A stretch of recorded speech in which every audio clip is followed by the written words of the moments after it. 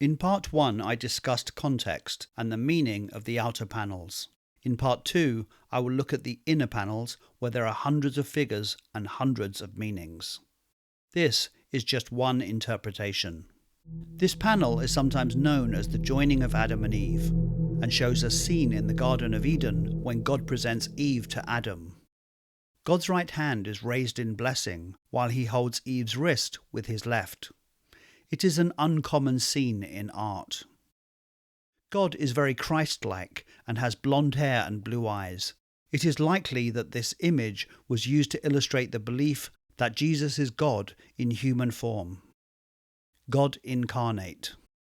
We know from infrared scans and analysis that Bosch originally intended God to be more traditionally portrayed, and he was looking down at Adam. The original plan was a more classic image we have seen many times, that of God creating Eve from Adam's rib. But Bosch changed it to the moment when God blesses their union and urges them to procreate. He is saying, "Be fruitful and multiply." By changing this panel from one of the creation of Eve to one that is associated with marriage, it changes the entire reading of the triptych, that marriage and reproduction are inextricably linked. But the theological questions raised here is the role of sexual activity and lust in Eden. Adam, who has just woken up, is smiling and wide-eyed at the sight of Eve. His cheeks are flushed. Eve is looking down innocently, while at the same time seductively presenting her body to Adam. God as Christ is looking directly at us, so we too are complicit in what is to come. Eve is on the left of God, and he is holding her with his left hand. Left is sinistra in Latin, or sinister. Adam, however, is to God's right, the place of honour in religious art. Below Eve's feet are rabbits, who for obvious reasons symbolise fertility. Besides Adam, a tomcat has captured its prey.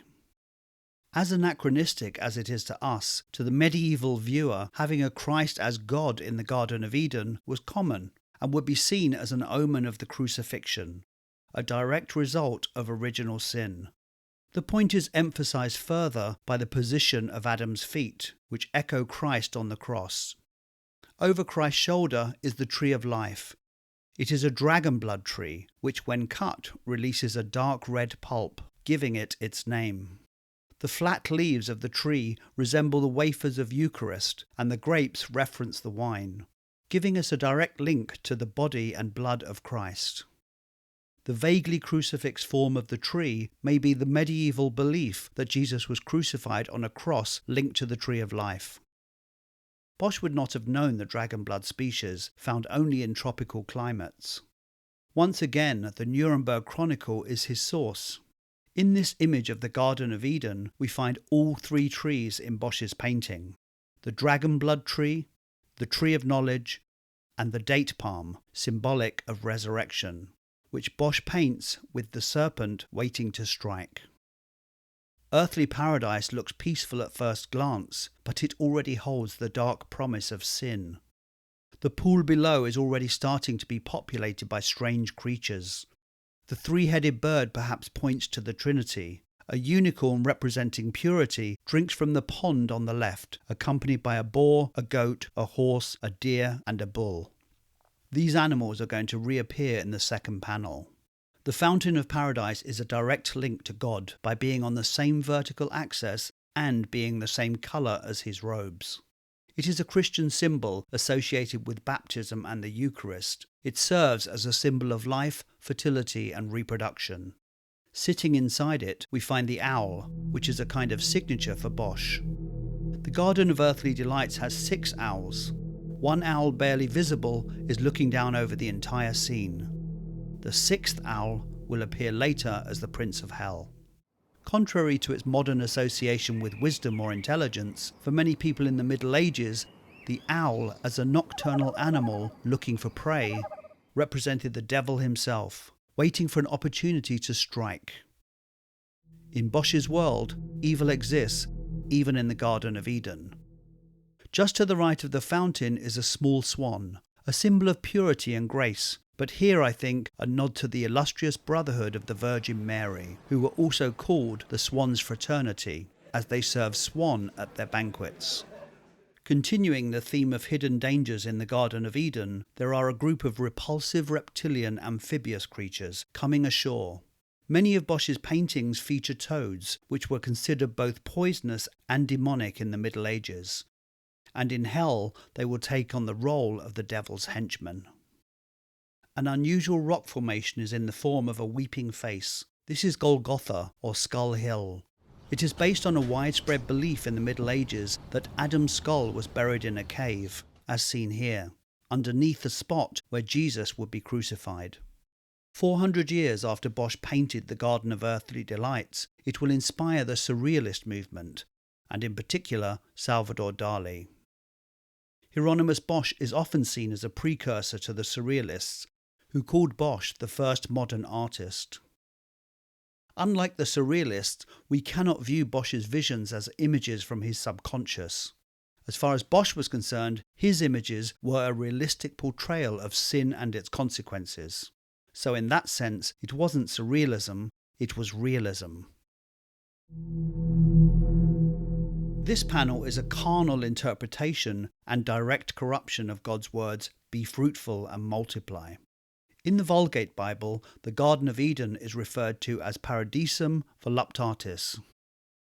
It might not be the best translation of the Hebrew, but it is extraordinary. To Bosch, Eden would have been known as the paradise of pleasure. Explanations like these are not just for art history. Bosch himself, as part of the religious orthodoxy, needed to be able to explain the theology of his paintings. Everything in this paradise of pleasure has some kind of sexual connotation. Hollowed out fruit is referring to female genitalia. Two cherries together, male genitalia. In the Middle Ages, to pluck fruit in Dutch was a euphemism for sex. And the Dutch word vogelen, meaning bird, was a double entendre for sexual intercourse. All of these pleasures are transient, as none of Earth's pleasures will last.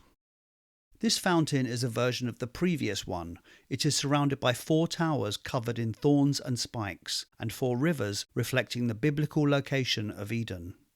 But this fountain is broken and fragile, as are the delights being enjoyed in the garden. Despite the many naked figures and suggestions of lust in the image, there are no sexual acts explicitly portrayed, except for this scene. Inside the dark hole in the central sphere of the fountain, a bearded man shamelessly touches the crotch of a naked young woman, as others watch. The owl has gone, and lust has found its way. Follow your eyes up, and we see the crescent moon, a fairly explicit reference to the Ottoman Empire and Islam, the enemies of Christianity in the Middle Ages. We have seen it many times in other works by Bosch, and we will see it again in hell. But we have to go to the bottom right-hand corner to find the main message. It is of course debated, but I think this is Adam and Eve, who are now fully aware of the existence of good and evil, a concept that didn't exist before the fall of man, according to the Bible. Adam is looking directly at us, as if he's the only one to understand what's going on, pointing at Eve as if to say, she's to blame.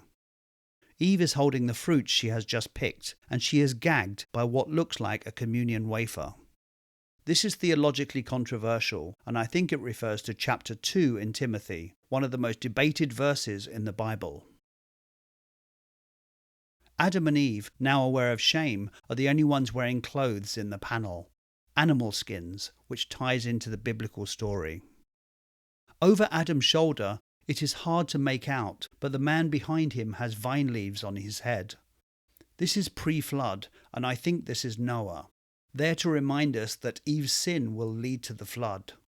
Noah, as the originator of vineyard cultivation, often is depicted with vine leaves. Eve is encased within a semi-cylindrical transparent shield. We see these glass contraptions throughout the painting, and they are the only man-made objects in this panel. These instruments were associated with alchemists, who were common in the Middle Ages but were seen as heretics, meddling with forbidden knowledge. This woman's body is entirely covered in glistening golden hair, except for her face, hands and feet, and notably her breasts. She and other figures like her in the painting are wild men and women, uncivilized savages, a popular subject in the age of discovery. In and around the strange orange tent, you can only see men, some of whom are turning their buttocks towards each other, a clear reference to homosexuality that no one in the Middle Ages would have missed. Sodomy, like all non-reproductive sexual acts, are seen as a sin. One of the men is holding a fish. Like all of the fish in this panel, it is out of its element, and there to remind us that the world order is in chaos. In this corner, a group of men are having a conversation while pointing to Adam and Eve in the previous frame. It is as if they are saying this is where it all started. Exactly what Henry III's court might be saying. The empty mussel shell should be seen like all of the empty metaphors Bosch employs. The peeled fruit, the broken egg, the carcasses. Emptiness is lack of spirituality, which leads to sin. Pearls are perfectly round and pure white, so often represent purity and virginity. And the fact that the pearls are falling out of the mussel shell tell us exactly what the couple are up to inside. It is this type of scene within a scene and visual conundrums that make me believe the theory that it was designed as a conversation piece.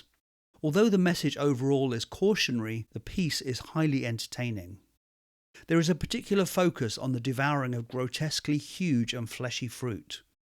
All the fruits featured are soft fruits, whose taste and fragrance are fragile and transient. Blackberries have multiple seeds and so stand in for promiscuity. Fruit, of course, has a sexual connotation, thanks to Eve, although the Bible doesn't specifically say which fruit Eve ate. And anyway, it wasn't lust that Eve succumbed to, but temptation. A common belief in the Middle Ages was that after Eve gave in to temptation and after the fall, Eve's next sin was carnal lust. It's not scriptures, just early misogyny. It's a common misconception, but even today, the viewer mixes up temptation and lust. Here we see a transparent sphere.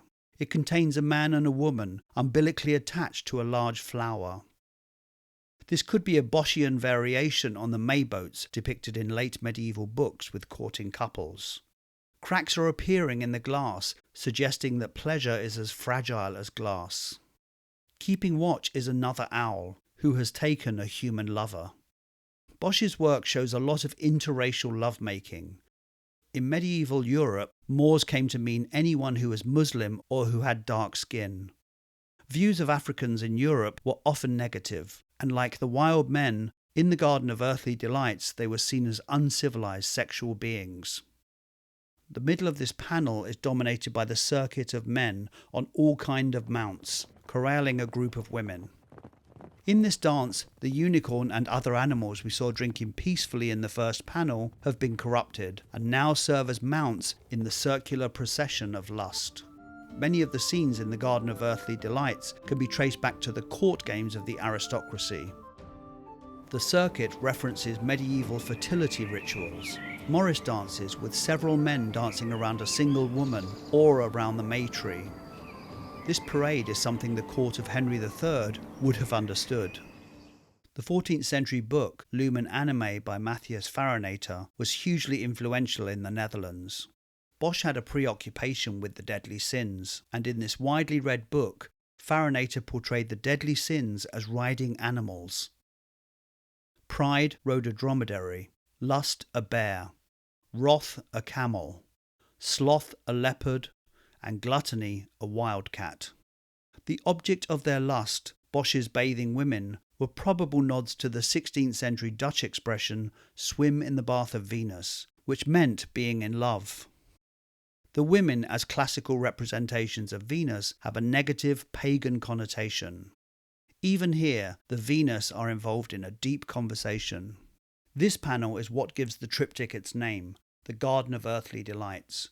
We have witnessed the marriage of Adam and Eve and the corruption of the Garden of Eden, and in part 3 it is time to pay the consequences of lust and sin.